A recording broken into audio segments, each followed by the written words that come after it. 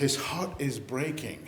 He's saying, I have picked out the best, the most fruitful plot, the field, the hillside. And I've done everything that could be done to set it up to be successful. Set this vineyard up for the ultimate success. Put a hedge of protection around it. Put a watchtower. Did a wine press, and everything is ready to go. But instead of it producing good fruit, it produced wild grapes. Instead of producing the best quality grapes, it produced wild, unworthy, bad grapes. The next verse is really heartbreaking.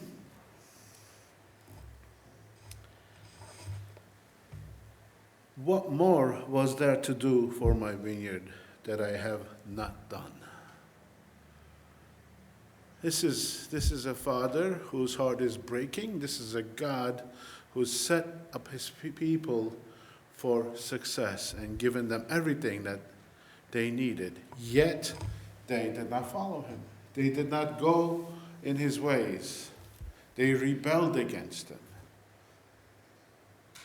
Unfortunately, because of that, there are consequences. There are always consequences to disobedience. Not because God likes this or enjoys this, but there must always be consequences. And God starts telling them what they're doing wrong. There is a lot to go over in this chapter, but I want to focus on one verse today, because there's a lot to say about it.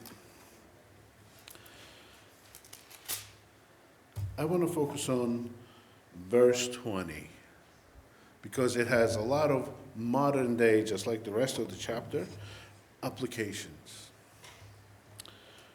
Woe to those who call evil good and good evil, who substitute darkness for light and light for darkness, who substitute bitter for sweet and sweet for bitter.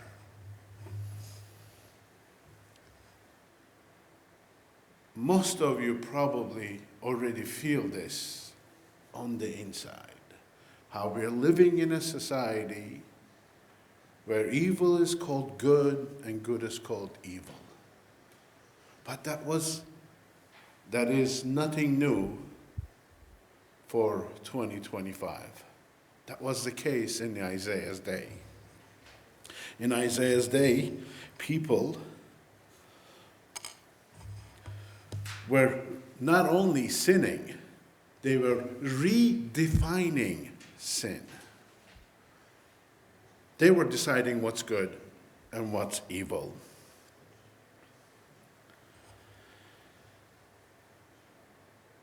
They were willfully distorting what God was celebrating and what God was condemning. God celebrated justice, mercy, and faithfulness, and condemned idolatry, oppression, and dishonesty. And these people did just the opposite. They celebrated idolatry, oppression, and dishonesty. And they scorned justice, mercy, and faithfulness. I want to come really fast to our day because there's a lot to say. Let's call it moral confusion, calling good evil and evil good for our sermon's sake. What are some of the issues that we're dealing with that morally inverts morality, changes from good to evil? Well, number one is the rise of relativism. The idea that truth is subjective and what is good for you might be bad for me.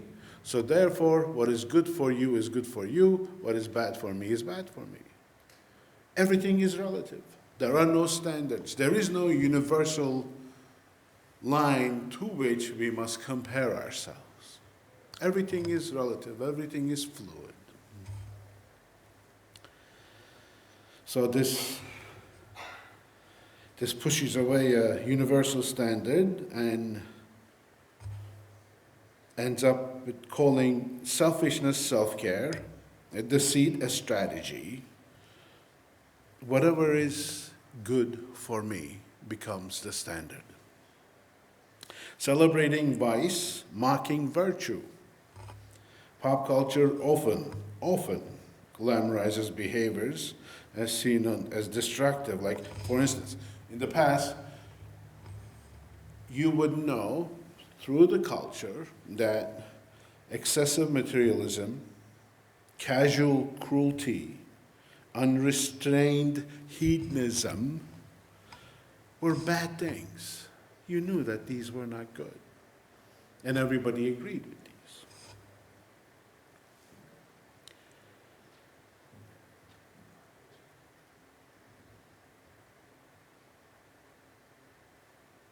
But today, we're looking at it as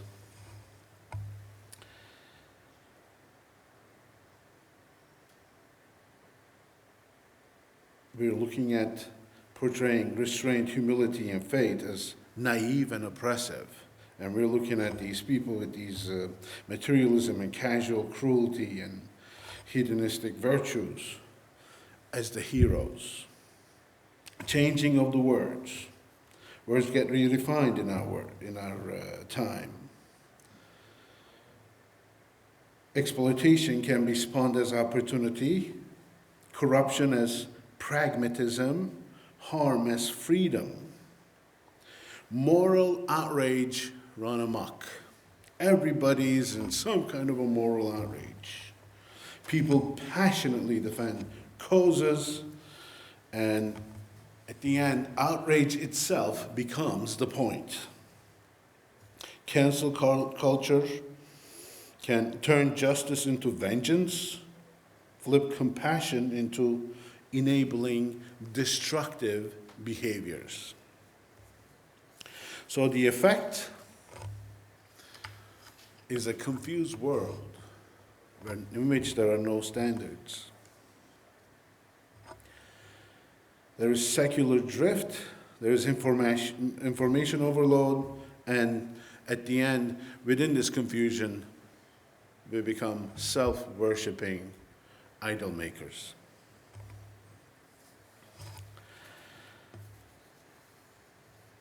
And I want to give you some modern examples of 2025. Calling evil good and good evil. This inversion of morality. Glorification of access as empowerment.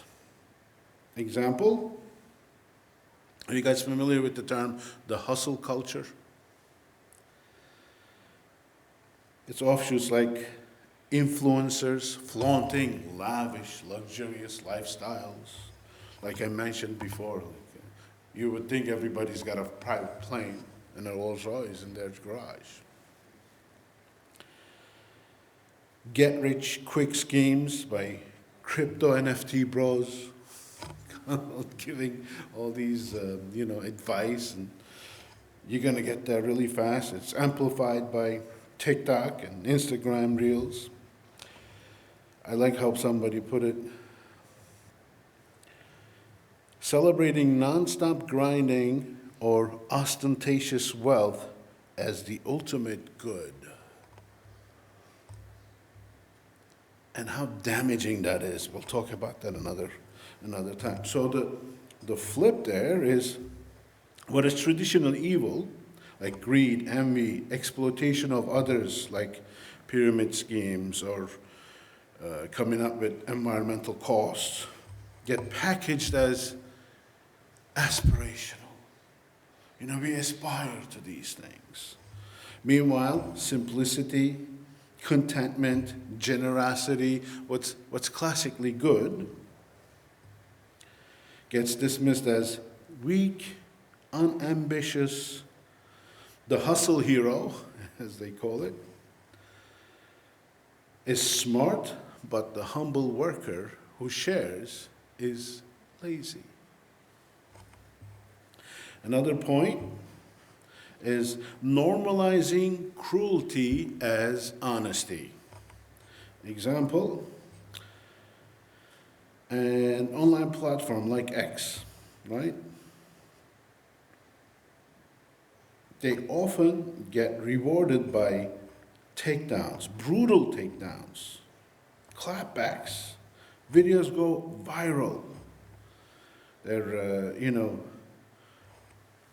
witty venom that poisons people, and people reshare it, repost it, like it. Feuds between celebrities and one group after another. The moral flip is malice, slander, tearing others down becomes telling it like it is. It becomes a badge of honor. But compassion, forgiveness, building others up gets labeled as fake, performative. The bully becomes the truth teller, and the peacemaker becomes the coward. Another example of immersion. Redefining harm as freedom. Have you noticed that cannabis has become legal in almost all states?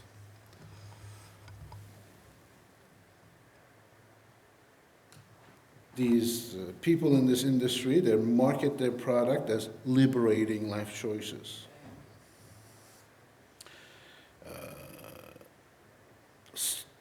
The epitome of self-expression.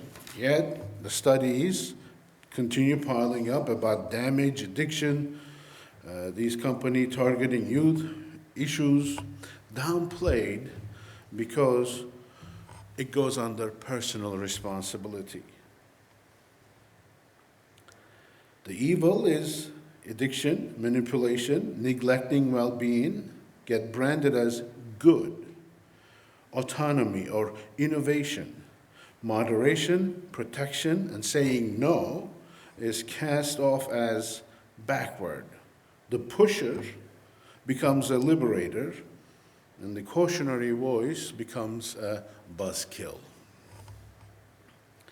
Another point where this is inverted is justice is twisted into vengeance in our society. Cancel culture, in its 2025 form, often sees public shaming spiral beyond accountability. Yes, people should be accountable, but what is being done to people is beyond accountable. It turns into destruction. A celebrity's old tweet or a worker's misstep can ignite a mob which demand for firings or boycotts, and these are all framed as justice. Meanwhile, forgiveness, context, very important, context, gets scoffed as letting evil win. Think about a comedian who said a joke 20 years ago, gets kicked off his contract. A high school kid makes a post in high school. Today, he loses or she loses her job because of what she posted on a tweet or on a social media platform years and years, maybe even decades ago. So, the moral flip is unrelenting punishment, lack of mercy, mob rule gets called righteousness or progress. Restoration, understanding, or second chances is sneered at as enabling or weak. The executioner is the hero, reconciler is the traitor. and this one is pretty big, exploitation as entertainment. Reality TV and viral content thrive on humiliation. And this is also defining our young people, therefore our future, our culture. There are many shows, but recently I heard of this one. I don't know if you guys heard about this. 90 Day Fiancé. Awful. Prank videos where people are in pain. People are pranked and they're hurting. People's breakups, their poverty, their embarrassment becomes a punchline. What's happening to us? When did this become who we are? They eat it up. They call it raw or fun, while empathy or dignity is seen as boring and preachy. The flip is mocking the vulnerable or profiting of suffering becomes good, entertaining, or relatability. But the good, respect, privacy, or uplifting stories get sidelined as dull and sanctimonious. The exploiter is a genius, the protector is a killjoy.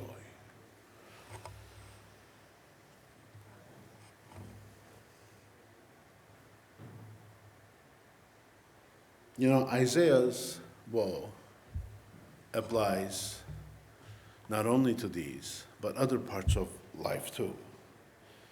And there's an issue that's been growing faster in a very effective way too.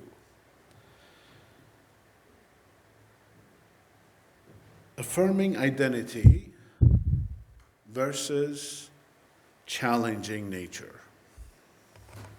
Calling evil good. Mainstream culture affirming every expression of gender identity or sexual orientation, often framed as the ultimate good.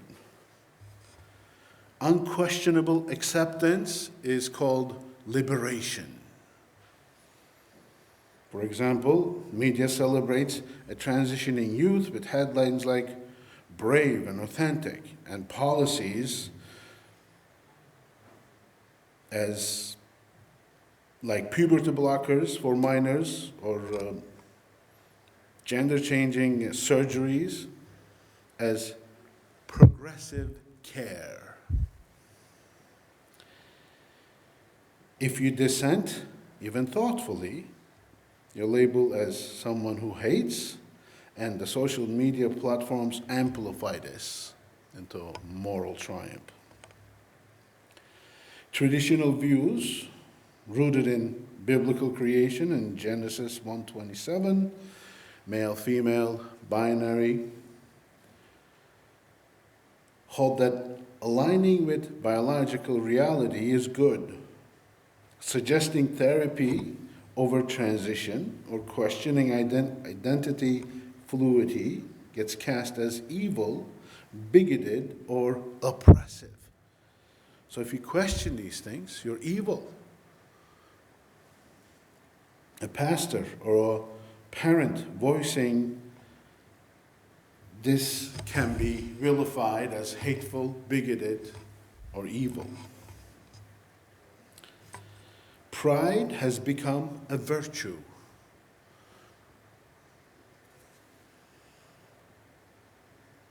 Calling evil good. Pride. It has been epitomized by its own month. Now we have a Pride Month. It morphed from a personal stance to a cultural issue into just about, it's not about rights anymore. It has become an unapologetic ethos. In other words, no questions asked. There's nothing wrong. This is life, and you better like it. Not only like it, you have to celebrate it. Has become an ethos. It has become a mindset. Pride is historically a sin in the Bible, no surprise. It gets crowned as virtue. Humility, godly good, is trashed as weakness. You see the inversion in society. Redefining love and marriage. Same-sex marriage, legalized in many places in 2025, hailed as love's triumph. Equality achieved. Media paints it as the pinnacle of human rights, and the critics are relics.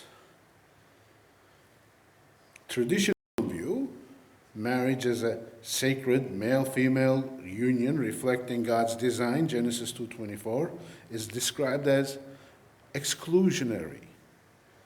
Defending it gets you labeled unloving, even if the stance stems from a conviction, not malice. Church refusing to host a gay wedding might face lawsuits or public scorn as bigots. Silencing the dissent as justice. Shutting down debate on many issues, along with LGBTQ issues, is framed as protecting the vulnerable. Deplatforming a speaker, questioning trans ideology, or firing someone for wrong opinion gets cheered as moral outrage. Moral courage, sorry. Free speech or honest inquiry, say a scientist citing biological facts on sex and differences, becomes evil, branded as harm. A parent rightly worried about a rapid onset of dysphoria on their teen is a villain, not a voice of care. The evil of censorship wears justice robe, while the good of truth-seeking is smeared as hate. And Isaiah's woes fit in every single circumstance. All these examples, from crypto bros to LGBTQ issues that we discuss, that we are surrounded by, all these share a thread. Moral confusion thrives where self-interest, convenience, and, let's not forget, the applause.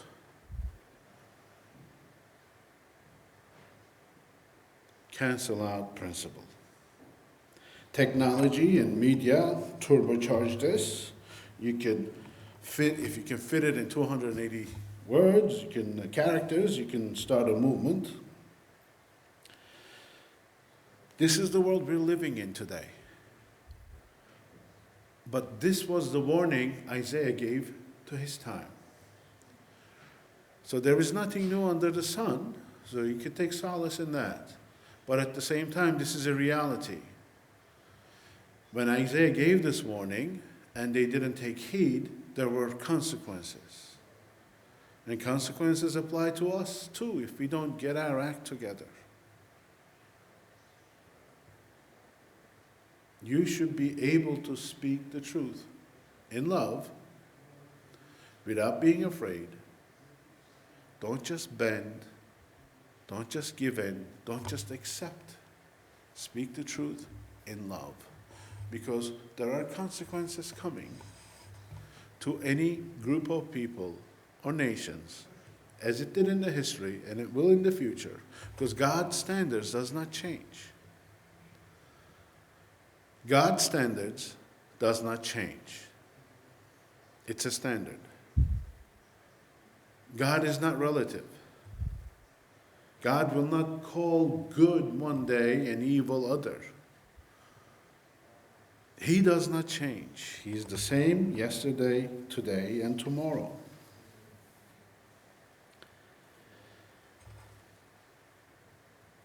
Woe to those who call evil good and good evil, who put darkness for light and light for darkness, who put bitter for sweet and sweet for bitter.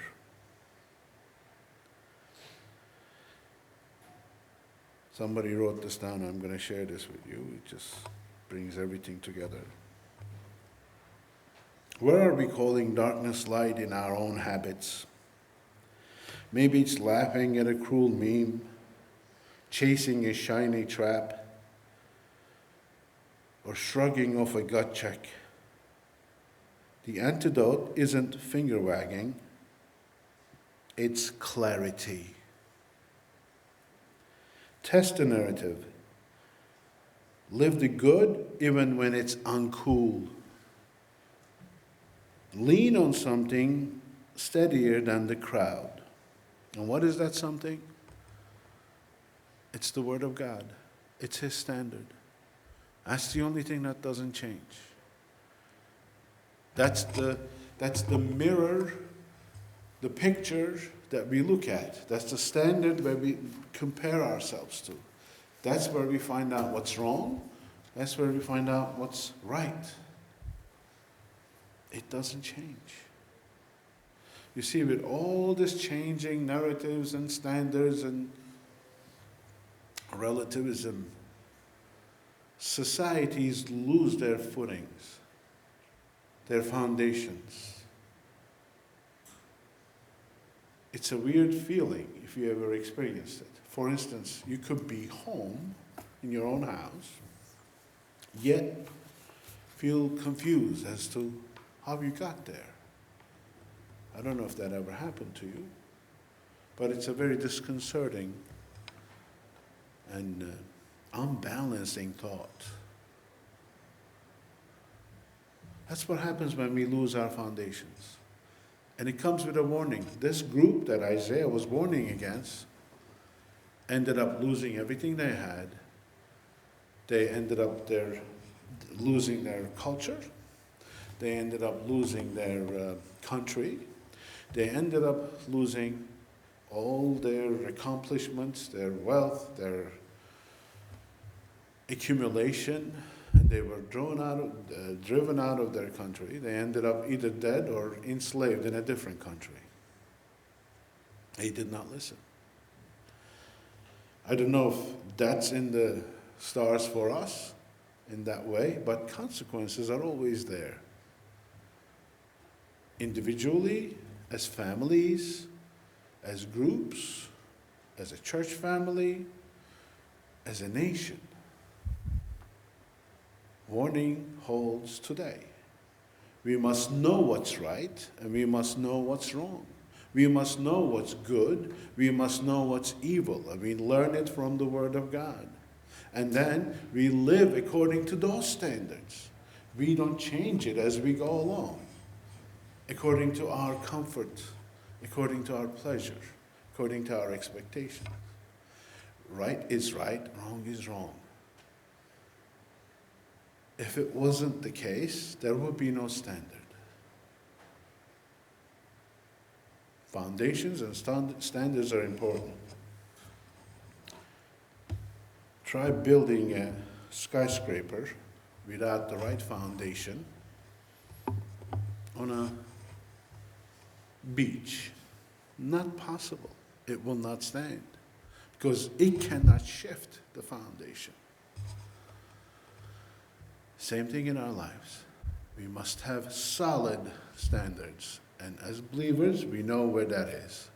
So I encourage you today to look within, and as we always come to the point of self-examination as to in what ways, if any, there are shifting foundations in us. In what ways God is showing us, hey, this is my standard. I want you to live according to that. You see, only then we could say we take God seriously. Only then we can call ourselves Christians. Christians are who? They're the ones that are following Jesus. They're trying to be like Jesus. Christians are not perfect. However, they follow him. When they fall, they get up. If they make a mistake, they fix it, they continue. So, in this culture that we are in, number one, be on your guard. Number two, through spending time in prayer, in reading, see if there is anything in you that the Lord wants you to change. And if there is, fix it so that you can have that joyous, fulfilling, peaceful Christian life. God bless you.